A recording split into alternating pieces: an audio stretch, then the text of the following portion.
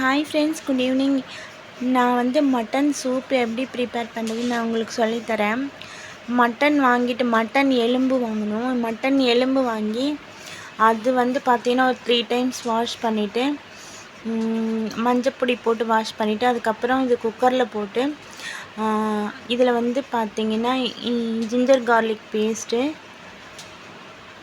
1 by 1 நம்ம இதில் சேர்த்துக்கலாம் ஃப்ரெண்ட்ஸ். ஜிஞ்சர் கார்லிக் பேஸ்ட்டு, அதுக்கப்புறம் மட்டனுக்கு தேவையான தண்ணி ஊற்றிக்கலாம். அது தண்ணி கொஞ்சம் எக்ஸ்ட்ரா வைக்கணும் ஃப்ரெண்ட்ஸ், பிகாஸ் இது சூப் இல்லையா, கொஞ்சம் தாராளமாக தண்ணி வச்சுக்கலாம்.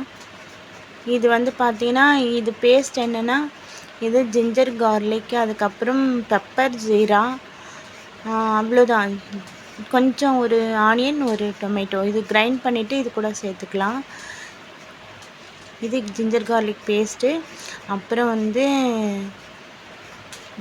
இதில் வந்து ஆனியன், டொமேட்டோ, பெப்பர், ஜீரா இது மட்டும்தான் நான் ஆட் பண்ணியிருக்கேன். அப்புறம் மஞ்சப்பொடி, இது வந்து நான் மிளகாய்த்தூள் எதுவும் யூஸ் பண்ணல. அப்புறம் சால்ட்டு போட்டு குக்கர் வந்து பார்த்திங்கன்னா ஒரு 8 விசிலுக்கு நம்ம விட்டுடலாம். 8 விசில் விட்டால் மட்டும்தான் இது வந்து நல்லாயிருக்கும், ரொம்ப டேஸ்டியாக இருக்கும். இன்னும் கொஞ்சம் எக்ஸ்ட்ராவாக தண்ணி சேர்த்துக்கலாம். அதுக்கப்புறம் ஆனியன் கொஞ்சம் ஒரு 2 ஆனியன் போல் கட் பண்ணி இது கூட நம்ம சேர்த்துக்கலாம். ஒரு குட்டி ஆனியன் வந்து நம்ம வந்து கிரைண்ட் பண்ணி அதில் சேர்த்துருக்கேன். தென் வந்து இது கொஞ்சம் 2 பெரிய ஆனியன் வந்து கட் பண்ணி இதில் நம்ம சேர்த்துக்கலாம்.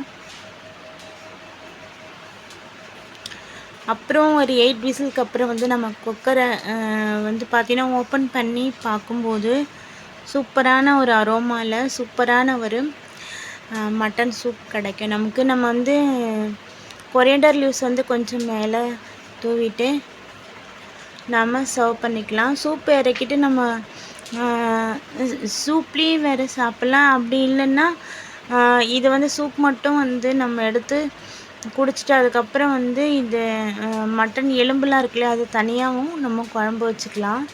ஸோ சாஃப்டாக இது வந்து நல்லா பாயில் ஆகிருக்கும் இந்த எலும்பு. இதில் நான் மிளகாய் பொடியே சேர்க்கலைன்னா இப்படியே சர்வ் பண்ணிக்கலாம். சூப்பு, அந்த மட்டன் எலும்பு, இது ரெண்டுத்தையும் சேர்த்து கூட நம்ம சாப்பிட்லாம். நல்லா பாயில் ஆகிருக்கிறதுனால எலும்புலேருந்து அந்த மட்டன் வந்து தனியாக வந்துடும், அந்தளவுக்கு பாயில் ஆகிருக்கும்.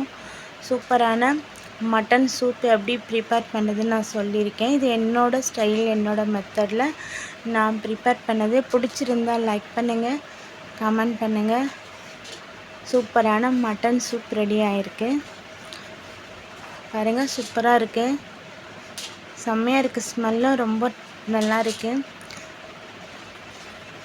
வாவ், சூப்பரான டேஸ்டியாக இருக்குது. சால்ட்டு, காரம் எல்லாமே லிமிட்டடாக இருக்குது.